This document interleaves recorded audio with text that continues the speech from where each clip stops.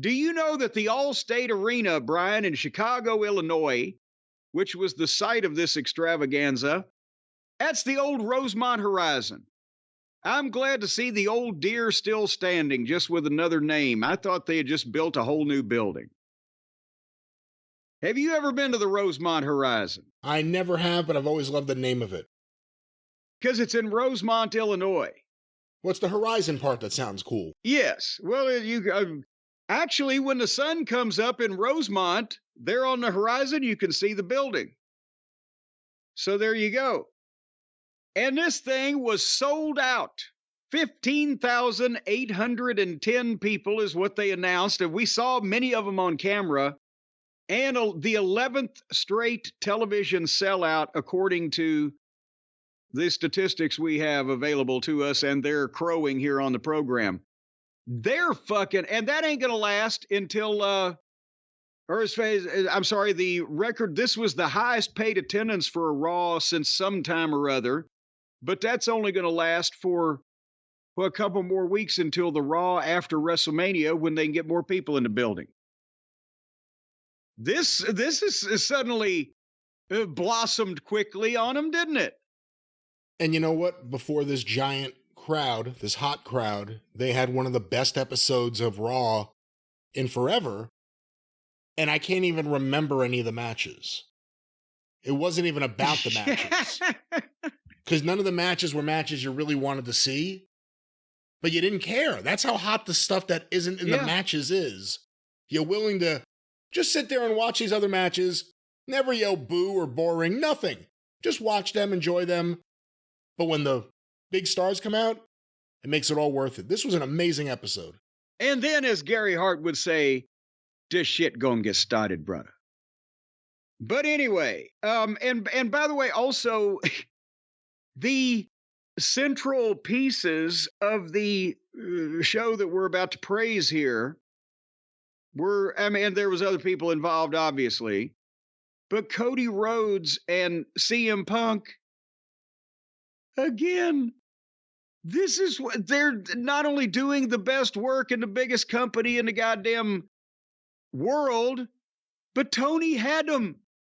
And apparently now we've seen he devalued both of them during the time that they were there. We just talked about in the clip. If you're listening to this as a podcast or a single entity, we just spoke earlier in that clip about how that Punk increased the viewership in his quarter hour from before to afterwards, the same amount of people that watch most of Tony's television programs alone.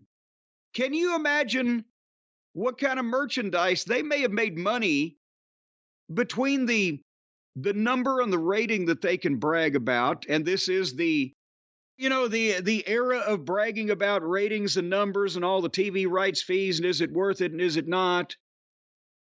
So the numbers that Punk is getting them, just coming out and speaking, hurt, not able to work, not able to advertise matches, is worth it for their television. And what do you think they did in Chicago on brand new Punk merchandise these people have never seen, or whatever the fuck that they have for this occasion, with 15,000 people in the building?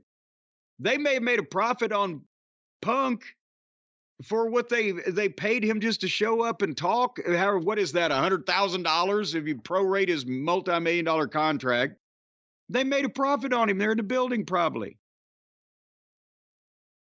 Well, you said they're there and they're doing great work. It's not just that. They're moving numbers. Every single metric you can look at, ratings, interest, merchandise, everything goes up. And the quarter-hour ratings were remarkable this week. Well, and when we've been doing our history segments and talking about when we shot an angle and increased the house $10,000 or whatever, this is the same principle, only multiplied however many exponentially times over, in terms of what are your metrics of your business and can you see them rising?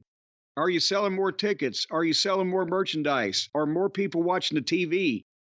Whatever can be measured is up over here. And the guys in the middle of a lot of it were guys that were working for Tony Khan that couldn't coexist under his fucking structure for whatever reason with the people that he surrounded himself with. But nevertheless, I just think I'd love to know the merchandise numbers, because back in the Attitude Era, on a house show or a TV taping, what I'm not talking about WrestleMania or some, big deal like that. But I would get the reports. And if you did $8 or $10 or $12 per head in those days with those prices 25 years ago, they liked that. That was great business.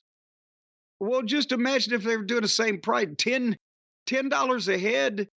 The price from 25 years ago would be $150,000 doing in merchandise. So what the fuck, right? In one night. Anywho,